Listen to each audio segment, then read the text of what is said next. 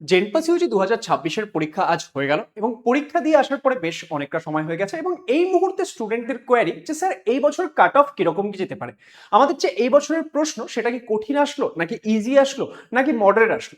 তো আমরা নিজেরা কোয়েশ্চেন পেপার অ্যানালাইসিস করেছি, তার সঙ্গে আমরা এক্সাম সেন্টার ভিজিটও গিয়েছিলাম, সেখানে আমরা বিভিন্ন স্টুডেন্টদের সঙ্গে কথা বলেছি। এছাড়াও আমাদের আরও যে বিভিন্ন স্টুডেন্টরা রয়েছে তাদের থেকে যা ফিডব্যাক পেয়েছি, ওভারঅল স্টুডেন্টের মাইন্ডসেট কি বলছে, আমরা কোয়েশ্চেন পেপারটা অ্যানালাইসিস করে কি দেখতে পাচ্ছি ইত্যাদি সমস্ত কিছু বিচার করে আজকের এই ভিডিওতে আমরা কথা বলতে চলেছি যে জেনপাস ইউজি 2026-এর যে পরীক্ষা আজ হলো সেখানে আমাদের কোয়েশ্চেন পেপার মোটামুটি কিরকম এসেছে, এক্সাম অ্যানালাইসিস নিয়ে কথা বলবো। এছাড়া এই বছরের কাট অফ রিলেটেড কিছু বিষয় নিয়েও আজকের এই ভিডিওতে আমি কথা বলতে চলেছি যে কাট অফ কিরকম কি যেতে পারে বা এক্ষেত্রে আমাদের কি কি এই বিষয় মাথায় রাখতে হবে, সমস্ত কিছু নিয়ে আজকে আমরা কথা বলবো। তাহলে যারা যারা 2026 সালে জেনপাস ইউজি দিলে ভিডিওটি মন দিয়ে দেখার চেষ্টা করো, তোমাদের মনে যে প্রশ্নগুলো রয়েছে আশা করছি সেই প্রশ্নগুলোর উত্তর আমি দিতে পারবো।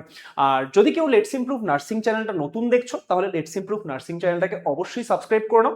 তার কারণ হচ্ছে তোমাদের পরীক্ষা তো আজ কমপ্লিট হলো, কেউ হয়তো 1-2 দিন পরেও ভিডিওটা দেখছো, কিন্তু পরীক্ষার থেকেও আরো একটা বড় চ্যালেঞ্জিং বিষয় সেটা হচ্ছে কাউন্সেলিং। তো কাউন্সেলিং প্রসেসে পুরোপুরি কিন্তু আমি তোমাদেরকে গাইড করব, তাই সবাই চ্যানেলটিকে অবশ্যই সাবস্ক্রাইব করে রাখবে। দেখো, সবার প্রথমে আমরা ডিফারেন্ট ডিফারেন্ট যে সাবজেক্টগুলো ছিল সেগুলো নিয়ে কথা বলি। সবার প্রথমে আমি কথা বলি এক্ষেত্রে হেলথ অ্যাপটিটিউড নিয়ে। দেখো, হেলথ অ্যাপটিটিউড একটা নতুন সাবজেক্ট এই বছর ইন্ট্রোডিউস করা হয়েছিল এবং সেই যে হেলথ অ্যাপটিটিউড সেটা নিয়ে তোমরা অনেকেই একটু চিন্তায় ছিলে যে কি হবে না হবে, কিন্তু আমরা তোমাদেরকে বারবার বলেছিলাম দেখো এই হেলথ অ্যাপটিটিউড সাবজেক্টটা সেটা কিন্তু একটা স্কোরিং সাবজেক্ট হতে পারে। তোমরা আমাদের ক্লাসগুলো রেগুলারলি ফলো করো, তোমাদেরকে আমরা যেইভাবে বলছি সেইভাবে করো, দেখবে পরীক্ষায় গিয়ে তোমরা অবশ্যই অবশ্যই বেনিফিট পাবে। এবং সেটাই হয়েছে যে তোমরা যারা যারা আমাদের ক্লাস রেগুলারলি ফলো করেছিলে, সেটা ইউটিউবে হোক বা পেইড ব্যাচে হোক, তোমরা যারা যারা হেলথ অ্যাপটিটিউড ভালো করে পড়েছিলে, এই বছর যে হেলথ অ্যাপটিটিউডের কোয়েশ্চেন এসছে সেখানে কিন্তু আমরা যা দেখতে পাচ্ছি যে তুমি যদি একটু ভালো করে পড়ে থাকো তাহলে কিন্তু সেই ক্ষেত্রে 15+ স্কোর করা ইজিলি সম্ভব হচ্ছে। এবং সেক্ষেত্রে আমাদের যেহেতু ডিরেক্ট কোয়েশ্চেন, খুব বেশি সময়ও লাগছে না, টাইমও অনেকটা সেভ হচ্ছে। তো তুমি যদি প্রপারলি ভালো করে পড়ে থাকো, এই লাস্ট 1-2 মাস যদি ভালো করে এফর্টস দিয়ে থাকো, তাহলে সেই ক্ষেত্রে হেলথ অ্যাপটিটিউডে কিন্তু মোটামুটি 15+ মার্কস এক্ষেত্রে আমরা এক্সপেক্ট করতে পারি। আর যদি তুমি খুব ভালো করে এফর্টস দিয়ে থাকো তাহলে 17-18 নাম্বারও কিন্তু হ্যাঁ আমরা এক্ষেত্রে ইজিলি তুলতে পারি। একটা দুটো কোয়েশ্চেন একটু এদিক ওদিক ছিল, অনেকে হয়তো পরীক্ষার হলে এক্সাম প্রেশারে একটু সিলি মিস্টেক্স নেগেটিভ মার্কিং করে আসতে পারো। তো ওভারঅল আমি এইভাবে যদি দেখি যে মোটামুটি 15+ স্কোর করা তো সম্ভব ছিলই, কারণ আমরা যা দেখলাম যে সমস্ত কোয়েশ্চেন প্রায় আমাদের ক্লাস থেকে, তোমরা ইভেন ইউটিউবের যে ফ্রি ক্লাস সেগুলো যদি দেখো, আমি আরআইসি ব্যাচ ইত্যাদির কথা তো বলছি না যেগুলোতে আমরা পুরো ডিটেলে পড়িয়েছি, ড্রিম ব্যাচ এগুলোর কথা আমি বলছি না, তার সঙ্গে শুধু যদি আমরা ইউটিউব ক্লাস, ইউটিউব ম্যারাথনও কনসিডার করি, সেখান থেকেই প্রচুর কোয়েশ্চেন চলে এসেছে। তো যারা যারা হেলথ অ্যাপটিটিউড ভালো করতে পেরেছো একবার কমেন্ট করে জানিও আমাদের ক্লাসগুলো তোমাদের কতখানি হেল্প করেছে। তো হেলথ অ্যাপটিটিউডে আমরা কিন্তু বলতে পারি যে হেলথ অ্যাপটিটিউডে আমরা যদি কোয়েশ্চেন বলি যে কিরকম টাইপের ছিল, কোয়েশ্চেন মোটামুটি ইজি টাইপেরই ছিল। হ্যাঁ, এবার এক্সামে তোমাদের এক্সাম প্রেশার কাজ করতে পারে, তাহলে সেই ক্ষেত্রে আমরা ইজি টু মডারেট লেভেলের কোয়েশ্চেন আমরা এক্ষেত্রে হেলথ অ্যাপটিটিউডে বলতে পারি। কিন্তু অ্যাজ আ টিচার হিসেবে যদি আমরা বলি, বা তুমি যদি এক্সাম হলের বাইরে দাঁড়িয়ে কোয়েশ্চেনটাকে দেখছো, এক্সাম প্রেশার নেই, তাহলে আমি কিন্তু বলতে পারি হেলথ অ্যাপটিটিউড আমাদের একটা ইজি কোয়েশ্চেনই ওরা দিয়েছিল। নেক্সট আমরা আসছি আমাদের বায়োলজিতে, আরেকটা স্কোরিং সাবজেক্ট। এবার বায়োলজিতে এই বছর যা আমরা দেখলাম যে আমাদের মোটামুটি ধরো 2-3টা কোয়েশ্চেন এমন ছিল যেটাতে তোমাদের একটু অসুবিধা হতে পারে। এবার বাকি যে কোয়েশ্চেনগুলো সেগুলো কিন্তু করার মতো ছিল, এবং এখানেও ম্যাক্সিমাম কোয়েশ্চেন তোমরা আরআইসি থেকে বা ম্যারাথন থেকে পেয়ে গেছো যারা আমাদের ক্লাসগুলো করেছো। তো এখানে বায়োলজিতে যদি আমরা বলি যে বায়োলজিতে মোটামুটি 15+ তো ইজিলি, সেখানে 17-18 নাম্বার কিন্তু তোলা যাচ্ছে যারা ভালো করে পড়েছো, ঠিক আছে। হ্যাঁ, 17-18 নাম্বার কেন বলছি, কেউ হয়তো কোনো একটা ক্যাটাগরি 2 তে পুরোপুরি করে আসতে পারোনি, বা কেউ হয়তো এক্ষেত্রে কিছু সিলি মিস্টেক করে এসেছো, ঠিক আছে। তো মোটামুটি 17-18 নাম্বার কিন্তু 25-এর মধ্যে তোলা যাচ্ছে।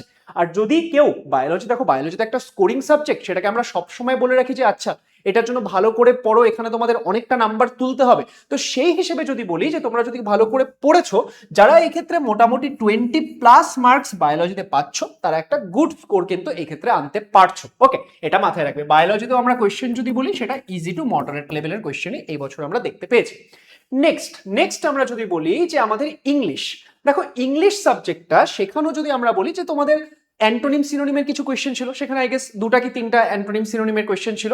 এবার সেই ক্ষেত্রে আমি যদি ধরে নিই যে অ্যান্টোনিম সিনোনিম কারোর এক্ষেত্রে মনে নেই ওই মুহূর্তে পরীক্ষার হলে দাঁড়িয়ে, তার ওই অ্যান্টোনিম সিনোনিমটা সে জানে না, কারণ অ্যান্টোনিম সিনোনিমে কি করবে, আইদার জানে অথবা জানে না। সে যদি প্রপারলি কিছু, হ্যাঁ এবার ক্লাসে ধরো না তোমরা রুট ওয়ার্ডস পড়েছো বা বিভিন্ন আরো কিছু পড়েছো, সেগুলোর থেকে যদি কেউ বুদ্ধি করে করতে পারে সেগুলো একটা ডিফারেন্ট ব্যাপার, কিন্তু আলটিমেটলি যদি আমি ধরে নিই যে অ্যান্টোনিম সিনোনিমটা সে সেই মুহূর্তে জানে না, তো সেই ক্ষেত্রে অ্যান্টোনিম সিনোনিমে আই গেস 3টা কোয়েশ্চেন ছিল, তাই না?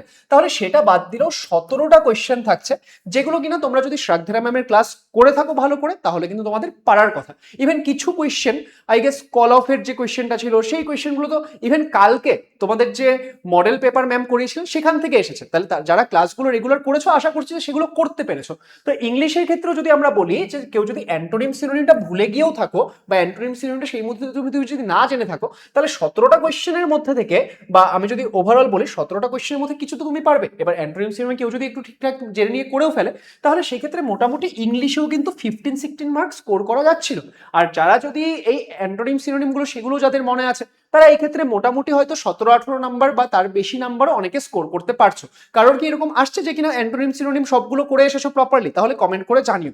তো মোটামুটি ইংলিশের ক্ষেত্রেও তোমাদের 15-16 মার্কস কিন্তু এই ক্ষেত্রে ভালো করে যারা পড়েছো তারা স্কোর করতে পারছো। হ্যাঁ, বাংলা মিডিয়ামের স্টুডেন্ট তোমরা অনেকে রয়েছো যারা হয়তো এইচএস এর পরবর্তী সময়ে পড়াশোনা স্টার্ট করেছো, তাদের ক্ষেত্রে হয়তো ইংলিশটা একটু সমস্যা হয়েছে, কিন্তু তাও আমরা এটাই এক্সপেক্ট করবো যারা আমাদের ড্রিম ব্যাচে ছিলে বা ইউটিউবেও zero two hero series follow করেছো, তাদের ইংলিশটা অনেক বেটার হয়েছে অ্যান্ড তোমরা একটা মোটামুটি ভালো স্কোরই তুলতে পেরেছো। তো এই ক্ষেত্রে যারা মোটামুটি এই ইংলিশের ক্ষেত্রে 15-16 স্কোর পাচ্ছ, তাদের একটা গুড স্কোর আমরা বলতে পারি। অ্যান্ড অ্যাভারেজেও যদি আমরা একটু কমেও বলি, তাহলে এই ক্ষেত্রে আশা করা আছে 13-14 নাম্বার তো অনেকেই হয়তো করে আসতে পেরেছো। আর এই ক্ষেত্রে যদি তোমরা অ্যান্টোনিম সিনোনিমগুলো প্রপারলি করে থাকো অ্যান্ড ইংলিশ তোমাদের একটু স্ট্রং হয়ে থাকে, তোমরা যদি রেগুলারলি সমস্ত কিছু করে থাকো, তাহলে আশা করা যায় তোমরা অনেকে 17-18 প্লাস নাম্বারও এই ক্ষেত্রে তুলতে পারছো।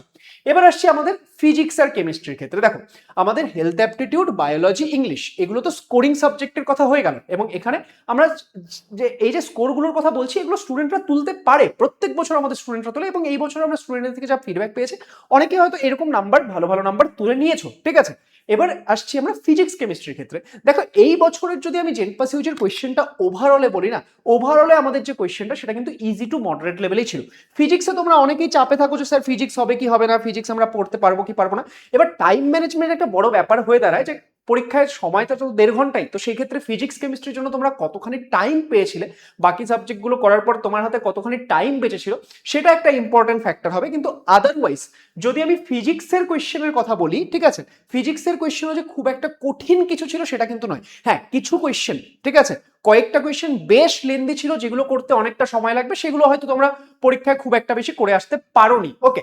কিন্তু সেগুলো বাদ যদি আমি দিই, ঠিক আছে, আমি যদি সেগুলো বাদ দিই, মোটামুটি 8-10 মার্কসের কোয়েশ্চেন আমি তোমাদেরকে যেটা বলেছিলাম যে সিলেক্টিভ কিছু চ্যাপ্টার তোমরা করে যাও, সেখান থেকে তোমাদের যে 8-10 মার্কস দরকার, সেখান থেকে কিন্তু তোমাদের বেশ কিছু কোয়েশ্চেন চলে এসেছে। যেরকম ধরো এক্সাম্পল যদি আমি বলি, ইউনিটস অ্যান্ড ডাইমেনশন থেকে তোমরা একটা কোয়েশ্চেন পেয়ে গেছো, তাই না, যেখানে একদম ক্যালকুলেশন একদম ইজি ছিল ওটা, যেটা কিনা ওই ওয়াই এর মাত্রা বের করতে বলেছিল। তারপর ভাবো 3টে ফোর্সের যোগফল বের করতে বলেছিল, তাহলে ভেক্টরের থেকে একটা ইজি কোয়েশ্চেন তোমরা পেয়ে গেছো।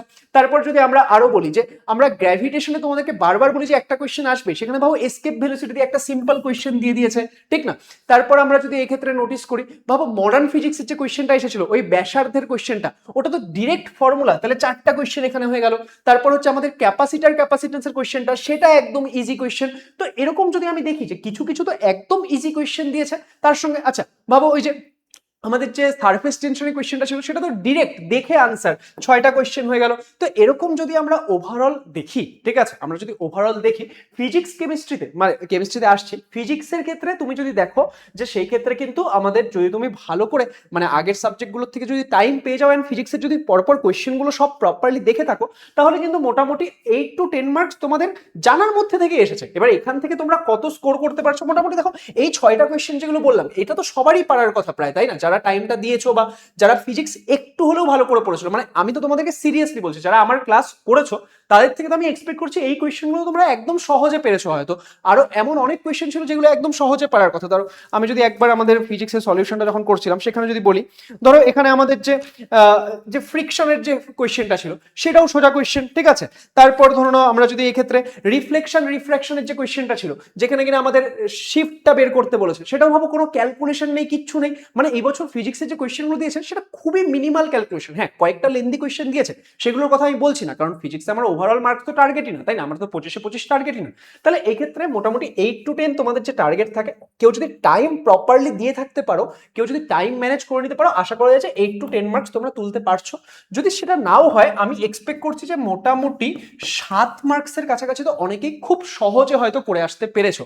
তো সেটা তোমাদের কিরকম হয়েছে সেটা জানিও। তো এই ক্ষেত্রে ফিজিক্স যদি আমি কোয়েশ্চেন বলি, ইজি কোয়েশ্চেনই ছিল, কিন্তু যেহেতু এক্সাম প্রেশার কাজ করে, তো সেই ক্ষেত্রে ইজি টু মডারেট লেভেলের কোয়েশ্চেনই কিন্তু ছিল। অ্যান্ড এই ক্ষেত্রে ফিজিক্সটাকে আমি এটা মাথায় রেখে বলছি যে ফিজিক্সে আলটিমেটলি টাইম ম্যানেজমেন্টের যেহেতু ব্যাপার থাকে, টাইমটা যেহেতু লাস্টে থাকে, মানে অতটা থাকে না, তো সেই ক্ষেত্রে ফুল মার্কস আমার টার্গেটও নয়। ওকে, তো এই হিসেবে দেখলে যে আমাদের মোটামুটি 7 মার্কস বা 8 to 10 মার্কসের কাছাকাছি কিন্তু ফিজিক্সে তোলার মতো ছিল। সিমিলারলি কেমিস্ট্রিতে যদি বলি, কেমিস্ট্রিতেও কিন্তু এই বছর কম্পারেটিভলি অনেক ইজি কোয়েশ্চেন দিয়েছে। স্টুডেন্টদের সঙ্গে যা কথা বললাম, শালিনী ম্যাম আমাকে যতখানি জানালেন, ঠিক আছে, তো ওভারঅল যদি আমরা নোটিস করি, কেমিস্ট্রিতেও কিন্তু এই বছর আমাদের অনেকটাই ইজি কোয়েশ্চেন দিয়েছে। অন্যান্য বছরের তুলনায় যদি আমরা দেখি, এবছর কিন্তু তোমরা কেমিস্ট্রিতেও অনেক ইজি কোয়েশ্চেন পেয়েছো। ইভেন যারা লাস্ট টাইমের দিকে ভালো করে ক্লাসগুলো করেছিলে, তোমরা যদি আমাদের ইউটিউবে যে অর্গানিকের ম্যারাথনটা ছিল সেটা যদি দেখে থাকো, সেখান থেকেও তোমরা প্রচুর কোয়েশ্চেন হয়তো এখানে করে আসতে পেরেছো, তাই না? যারা যারা করেছো কমেন্ট করে জানাবে, কারণ এখানে ফিজিক্স কেমিস্ট্রিতে আমি করে আসতে পেরেছো এই হিসেবে বলছি যে কোয়েশ্চেন কিন্তু কম্পারেটিভলি সোজাই ছিল, কিন্তু টাইমটা যে ফ্যাক্টরটা, আর আমাকে এক্সামে তোমাদের মাথায় যে প্রেশারটা থাকে, সেই সমস্ত কিছু আমি কনসিডার করছি। কারণ এখানে আমি হয়তো দেখলে ফিজিক্সে, আমি আমার পার্সপেক্টিভে দেখলে হয়তো আরো অনেক নাম্বার তোলা সম্ভব ছিল, কিন্তু এখানে আমি এক্সামের যে প্রেশারটা, এক্সামের টাইমটা, সমস্ত কিছু কনসিডার করছি, কারণ আজকে আমরা এক্সাম অ্যানালাইসিস নিয়ে কথা বলছি। তো সেই ক্ষেত্রে কেমিস্ট্রিতেও যদি কেউ টাইম ম্যানেজ করে করতে পারো, যে মোটামুটি 7 to 10 মার্কস তোমার এই ক্ষেত্রে ইজিলি তুলে নেওয়ার কথা। তো ওভারঅল যদি আমরা এই সমস্ত সাবজেক্টগুলো দেখি, ওভারঅল যদি আমরা এই 5টা সাবজেক্টকে দেখি, তাহলে এই বছরের যে আমাদের জেনপাস ইউজির কোয়েশ্চেন, সেটা কিন্তু আমরা কোনোভাবেই হার্ড বলবো না, সেটা আমরা একটা ইজি টু মডারেট লেভেলের কোয়েশ্চেন বলতে পারি। এমন অনেক কোয়েশ্চেন ছিল যেটা কিনা একদম সহজেই করে আসার মতো ছিল, কিন্তু ইয়েস, এখানে টাইম ম্যানেজমেন্ট, তোমার কতখানি প্রপারলি এক্সাম হলের প্রেশার ম্যানেজ করতে পারছো, তার সঙ্গে এক্ষেত্রে তুমি সিলি মিস্টেক করছো কি করছো না, এগুলো একটা ফ্যাক্টর তৈরি করবে। এবার আপকামিং টাইমে আমি যদি এক্সাম কিরকম ছিল সেটা তো বলে দিলাম, কিন্তু এবার বাকি যেই জিনিসগুলো, যে এবার তাহলে আমাদের কত মার্কস কিরকম কি যেতে পারে। দেখো, এবার এক্ষেত্রে কোয়েশ্চেন পেপার কিরকম ছিল সেটা আমি বুঝলাম, কিন্তু কোয়েশ্চেন পেপারের সাথে সাথে স্টুডেন্টরা কিরকম পারফর্ম করে আসছে সেটাও ইম্পর্টেন্ট। এবার স্টুডেন্টরা এই বছর একে তো হেলথ অ্যাপটিটিউড নিয়ে প্রচন্ড চিন্তায় ছিল, সেই চিন্তার ফলে অনেকে হয়তো প্রপারলি ঘুমাতে পারেনি, তো সেই ক্ষেত্রে তারা কিরকম পারফর্ম করে এসেছে সেগুলো একটা ফ্যাক্টর। তো এখানে তোমরা এক্সাম হল প্রেশার যদি কেউ ঠিকঠাক করে ম্যানেজ করে নিতে পারো, তোমরা যদি টাইম ম্যানেজমেন্ট ঠিকঠাক করে নিতে পারো, নেগেটিভ মার্কিং যদি খুব একটা না করো, তাহলে কিন্তু মোটামুটি ভালো একটা স্কোর করার মতো পেপার এটা ছিল। ওকে, তো এবার তোমরা তো সবাই আনসার কি আই হোপ চেক করে নিয়েছো, আমরা কিন্তু চ্যানেলে সমস্ত আনসার কি আপলোড করে দিয়েছি। সেই আনসার কি গুলো দেখে নিয়ে তোমরা কিন্তু একবার চেক করে নাও যে তোমরা কত কি মার্কস পাচ্ছ, কারণ এখন তোমাদের মাথায় একটা কোয়েশ্চেন আসবে যে আমি কত মার্কসের বেশি পেলে আমরা একটা সেফ স্কোর ভাবতে পারি। আচ্ছা, সেটার মধ্যে আসছি, তার আগে কথা বলা যাক যে স্যার এই বছর কাট অফটা কিরকম যাবে। যেরকম আমরা যদি 2024 সালে দেখি, আমি বিএসসি নার্সিং এর কথা আপাতত বলছি, আস্তে আস্তে তোমরা চ্যানেলের সঙ্গে যুক্ত থাকো, আমি BSc nursing, BSc paramedical, college wise cut off সমস্ত কিছু তোমাদের জন্য গুছিয়ে তৈরি করে দেবো, ঠিক আছে? কিন্তু আপাতত আমি যদি 2024-এ বিএসসি নার্সিং এর জেনারেল স্টুডেন্টের কথা বলি, যে আমাদের প্রায় 2900-র কাছাকাছি কিন্তু আমাদের এক্ষেত্রে ভর্তি হয়েছিল। 2900 জিএমআর র্যাঙ্ক, জেনারেল মেরিট র্যাঙ্কের কথা বলছি। তো 2024 সালে বিএসসি নার্সিং কিন্তু প্রায় এত র্যাঙ্ক অব্দি এক্ষেত্রে ভর্তি হয়েছিল, কিন্তু 2025 সালে সেটা আমরা দেখেছিলাম কি, যে আন্ডার 2000 র্যাঙ্ক, মানে প্রায় 1900 র্যাঙ্কের কাছাকাছি স্টুডেন্টরা চান্স পেয়েছিল, প্রায় 1000 র্যাঙ্ক ড্রপ করেছিল, মানে 2025 সালে কিন্তু কাট অফ অনেক হাই গেছিল। তো স্যার এই বছর কি হবে, দেখো আমরা যে কাট অফটার কথা বলবো সেটা কিন্তু সবসময় র্যাঙ্ককে মাথায় রেখে বলবো, কারণ কি আমাদের মার্কস ভার্সেস র্যাঙ্ক চেঞ্জ হতে পারে, কিন্তু কাট অফটা আমরা র্যাঙ্ককে মাথায় রেখে বলবো। এবার স্যার এই বছর কি তাহলে 2025-এর মতো যাবে? দেখো, আমাদের অ্যাকচুয়াল কি হবে সেটা তো আরো বিভিন্ন ডেটা যখন আমাদের কাছে আসবে, বা কিরকম কি স্টুডেন্ট পার্টিসিপেট করছে, এগুলো যখন আমরা আরো ভালো করে বুঝতে পারবো তখন আরো ক্লিয়ার হবে। কিন্তু এই মুহূর্তে দাঁড়িয়ে আমার যে অ্যানালাইসিস সেটা অনুযায়ী যদি আমি বলি, তাহলে কাট অফ কিন্তু 2025-এর মতো যাবে না। দেখো 2025-এ যে হাই কাট অফ যাবে সেটা বিভিন্ন জন বিভিন্ন কিছু বলেছিল, যে না এটা যাবে ওটা যাবে, কিন্তু আমি কিন্তু 2025-এ যখন তোমাদের পরীক্ষা হয়েছিল তারপরেই আমি তোমাদের বলেছিলাম যে 2025-এর সিনারিও ডিফারেন্ট। এই বছর যারা যারা আছে তাদের টার্গেট সোললি এখানে ভর্তি হওয়া, সেই জন্য কিন্তু তারা কি করছে, সেই জন্য কিন্তু তোমাদের কাট অফ হাই যেতে পারে, হাই গিয়েছিল। কিন্তু এই বছর কিন্তু 2025-এর মতো সিনারিওটা নেই। এই বছর আবার এমন অনেক স্টুডেন্ট রয়েছে যারা কিনা হয়তো জেনপাস ইউজি একটা সাইড এক্সাম হিসেবে দিচ্ছে। প্রচুর যেরকম সিরিয়াস স্টুডেন্ট তোমরা রয়েছো, ঠিক আছে, 2025-এ ব্যাপারটা কি ছিল, যেহেতু সমস্ত পরীক্ষা হয়ে গিয়েছিল, একদম লাস্টে গিয়ে অনেক লেটে গিয়ে জেনপাস ইউজি হয়েছিল, শুধুমাত্র তারাই পরীক্ষায় সেখানে বেঁচেছিল যাদের টার্গেট ছিল যে জেনপাস ইউজি দেবো, জেনপাস ইউজির মাধ্যমে আমি একটা গভর্নমেন্ট সিট নেব, ঠিক আছে। তো সেই ক্ষেত্রে সেই জন্য আমরা কাট অফটা অনেক হাই দেখতে পেয়েছিলাম, ঠিক আছে। কিন্তু আমরা যদি 2024-এ বলি বা 2026-এ দাঁড়িয়ে এখন যদি বলি, এই বছরও এমন অনেক স্টুডেন্ট রয়েছে যারা অনেকে হয়তো এক্ষেত্রে নিটের প্রিপারেশন করছে, এখন রিনিট দেবে, অনেকে হয়তো আরো অন্যান্য এক্সামের প্রিপারেশন করছে, অনেকে হয়তো ডাব্লিউবিজেই দিয়েছে সেখান দিয়ে ভর্তি হয়েছে। যেরকম আমারই জানা প্রচুর স্টুডেন্ট রয়েছে যারা জেনপাস ইউজি দিয়েছে, ডাব্লিউবিজেই দিয়েছে, তাদের হয়তো মেইন টার্গেট ডাব্লিউবিজেই ছিল, জেনপাস ইউজিটা জাস্ট একটা ব্যাকআপ এক্সাম হিসেবে দিয়েছে। তো সেই ক্ষেত্রে এই সকল স্টুডেন্টরা যাদের অন্যান্য এক্সামে হয়ে গেলে অন্যান্য জায়গায় চলে যাবে, তারা যদি এখানে র্যাঙ্ক ভালো নিয়ে চলে আসলো, এবার দেখো পরীক্ষা যারা দিতে গেছে পরীক্ষার দিনে তো সবাই এফর্ট দিয়ে দিয়েছে, তাই না? তো এখানে তাদের যদি র্যাঙ্ক ভালো চলেও আসে, তাহলে সেই ক্ষেত্রে কি সেই স্টুডেন্টগুলো তো কাউন্সিলিং থেকে বেরিয়ে যাবে, তারা তো ভর্তি হবে না। তো সেই ক্ষেত্রে তোমরা একটা চান্স পেয়ে যাবে। তো আমার যা মনে হয় যে এই বছর আমাদের এই 25-এর মতো এতখানি হাই কাট অফ যাবে না, আমাদের 2024-এর মতোই যেতে পারে। এবার কি একদম আমাদের 2900 অবধি যাবে, নাকি তার থেকে একটু 3000 3500 অবধি যাবে, নাকি তার থেকে একটু কম যাবে, এগুলো আমরা আরো যখন ডেটা পেতে শুরু করব তখন আমরা তোমাদেরকে আরো ভালো করে বলতে পারবো। আজকে তো জাস্ট এক্সাম হয়েছে, তোমরা অনেকে কোয়ারি করছিলে, তাই তোমাদের ওভারঅলটা বুঝিয়ে দিচ্ছি, কারণ অনেকেই হয়তো এই মুহূর্তে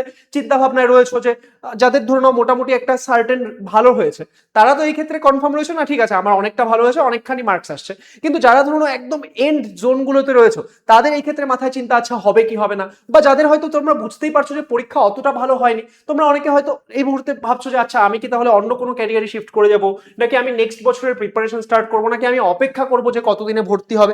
তো সেই ক্ল্যারিটিগুলো যাতে তোমরা পেয়ে যাও, তার জন্য কিন্তু এই পুরো বিষয়টা নিয়ে ডিসকাশন। এবার কথা হচ্ছে যে আমাদের সেফ স্কোর কত হতে পারে। দেখো এই যে সেফ স্কোরটা, সেটা আমি যেটা বলছি যে আমরা যদি ওভারঅল পেপার দেখি, সেই পেপারে আমি কি দেখতে পাচ্ছি, পেপারে তো আমি দেখতে পেলাম যে কোয়েশ্চেন পেপারটা মোটামুটি ইজি টু মডারেট লেভেলের ছিল, কিন্তু সেখানে তোমরা কতখানি করে আসতে পেরেছো সেটা একটা ইম্পর্টেন্ট ফ্যাক্টর। কারণ আমি দেখো পরীক্ষা তো দিয়েছে প্রায় 50-51 হাজার স্টুডেন্ট, তাই না? এতজন স্টুডেন্ট ফর্ম ফিল আপ করেছিল। এবার তাদের মধ্যে পরীক্ষা কতজন দিয়েছে, পরীক্ষা হয়তো পরীক্ষা সাধারণত যতজন ফর্ম ফিল আপ করে তার থেকে কিছু কম স্টুডেন্ট পরীক্ষা দেয়, কারণ অনেকে হয়তো বিভিন্ন কারণে পরীক্ষা দিতে পারে না, বা অনেকে হয়তো দেয় না। তাহলে সেই ক্ষেত্রে আমি ধরে নিতে পারি মোটামুটি ধরো প্রায় 50,000-এর কাছাকাছি স্টুডেন্ট তো পরীক্ষা দিয়েছে। এবার আমি তো তত সংখ্যক স্টুডেন্টের সঙ্গে কথা বলিনি, কিছু সংখ্যক স্টুডেন্টের সঙ্গে কথা বলেছি, নিজেরা আমাদের ওভারঅল অ্যানালিসিস করেছি। তো এই সেফ স্কোরটা, সেটা আমরা তোমাদেরকে বলতে পারবো যদি তোমরা তোমাদের স্কোরগুলো কত পাচ্ছ সেটা আমাদেরকে জানাও, তাহলে আমাদের কাছে ডেটা তৈরি হবে, তাহলে সেটা থেকে আমরা ওভারঅল অ্যানালিসিস করে তোমাদেরকে সেফ স্কোর কি যেতে পারে সেটা বলতে পারবো। দেখো র্যাঙ্কটা কতখানি সেফ যেতে পারে সেটা একটা অ্যানালাইসিসের উপর তোমাদেরকে বললাম যে আচ্ছা এতখানি এতে যেতে পারে, ঠিক আছে। কিন্তু সেফ স্কোর সেটার জন্য তোমাদেরকে একটা কথা বলছি, যে এই ভিডিও ডেসক্রিপশনে এন্ড পিন কমেন্টে আমরা একটা ফর্মের লিংক দিয়ে দিচ্ছি, ওকে। তো সেটা তোমরা তো আনসার কিগুলো আই হোপ অনেকেই চেক করে নিয়েছো, যারা চেক করোনি আমাদের চ্যানেল থেকে চেক করো না, একদম প্রপার আনসার কি পেয়ে যাবে।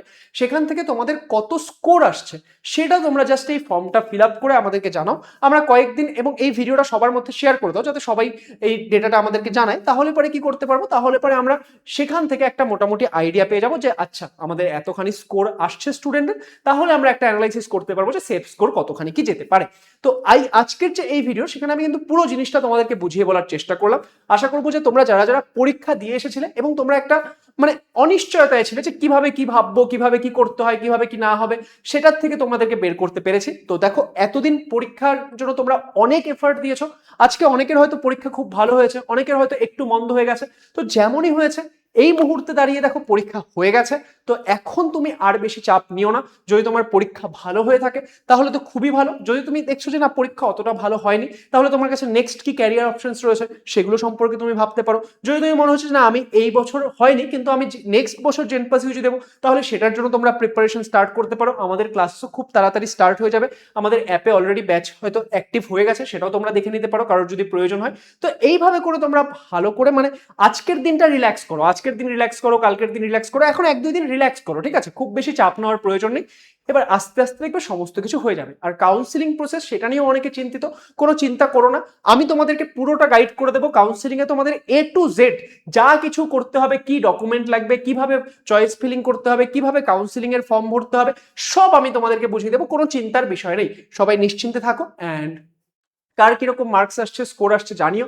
আর এই পুরো জার্নিতে লেটস ইমপ্রুভ তোমাদের সঙ্গে কতটা থাকতে পেরেছে, কতখানি হেল্প করতে পেরেছে, সেটাও আমাদেরকে কমেন্ট করে জানিও। আশা করবো যে এই বছরের মতো আমরা সব সময় তোমাদের সঙ্গে থাকতে পারবো আপকামিং কাউন্সিলিং এ। অ্যান্ড যারা হয়তো পরের বছরও আমাদের সঙ্গে প্রিপারেশন করবে তাদের সঙ্গেও আমরা আরো ভালো করে এফার্টস দিয়ে তাদেরকে হেল্প করতে পারবো। তো 2026 সালে জেন পাসিউজি জার্নি শেষ হলো। তো অল দ্য বেস্ট সবাইকে। কেমন কি স্কোরস আসছে কমেন্ট করে জানিও, আর লেটস ইমপ্রুভ নার্সিং এর সঙ্গে যুক্ত থেকো। All the best.